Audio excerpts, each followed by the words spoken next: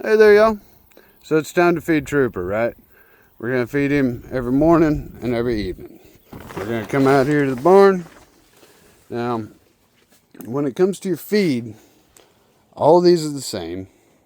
I've made it that way intentionally. It doesn't matter whether you're feeding dinner or breakfast. Just grab one of these buckets. That's all you need. One bucket, not two for one meal. None of that. One bucket per meal. Doesn't matter which bucket. Okay.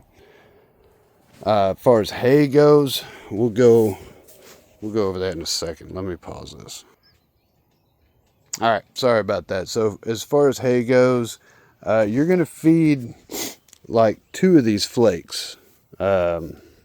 These flakes every feeding. All right. If you notice that the hay is a little bare, he's eating, stress eating or something, you may want to throw him some more. But if you don't see the ground, just keep it at 2 flakes per meal, and that'll be all right. Now, what I'm going to do, because he's going to have to skip a meal, I'll end up grabbing more than 2 flakes out of here right now. Give him a surplus so he's got plenty to graze on. He needs that forage going through his gut all the time. When I say flakes, I mean like these. All right, this whole thing is broken down like a slice of bread. So 2 flakes, 2 slices. But yeah, so pause for a second. All right, so he's gonna get 3 flakes right now, and like I say, that'll be a surplus. You're gonna toss it right over here to the right side of that feed bucket there. That's his hay pile. Now, let's just pretend this is one of your buckets. You're gonna come right out here. He's grazing on his hay, but he's gonna be happy to see you. You're going to take this little chingalair here, pull that out of the top. That's going to open wide. Now, he's going to argue with you. He's always going to think his meal is late, okay? And he's going to be impatient about it. The good thing is you're going to have 2 hands, all right? So back up, Troop. Back up.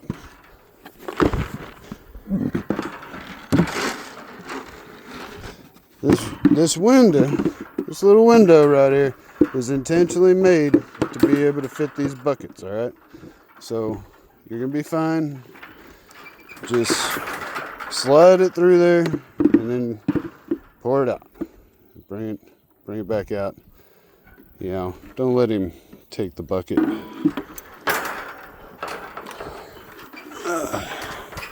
Then you get your deal.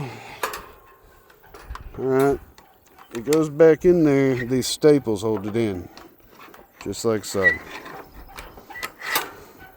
All right. And that is all you need to do. You're going to do that twice a day, breakfast and dinner. And these meals, they just need to be at least 8 hours apart. So if you don't get out till 11 a.m., that means you can't feed until at least 7 p.m. But if you do that, you also need to feed by 11 p.m. But if you get, say, another scenario, you get up early, you get out here and you knock it out at 7:30 in the morning, that means you could feed as early as what is that? 14:30, so 2:30 in the afternoon. No, sorry, 3:30 in the afternoon, because 15:30. Anyway, so yeah, so you could feed as early as 3:30 in the afternoon. The problem with that is that the sun's still up for another long while, and this guy, he sleeps at night, but during the day he he gets hangry. Okay, so if you feed him as early as 3:30, he's gonna get a little hangry by the time he goes to bed, and then you're gonna wake up to a monster that did God knows what while you were asleep. So don't do that. in that scenario, I got out there at 7:30. I'm gonna wait. You know, like I said, I could feed as early as 15:30, 3:30, but I'm gonna wait probably until like 5:30, 6:30, closer to dinner time every day. So I hope that's not too complicated. Between 8 and 12 hours, okay? Between 8 and 12 hours, and you can't go wrong. I'm just letting you know the particulars that'll keep them a little more happy. So, all right. I think I'm moving on to the chickens. We covered feed and hay. His water is down there at that end of the fence. You don't have to worry about it. It runs automatic.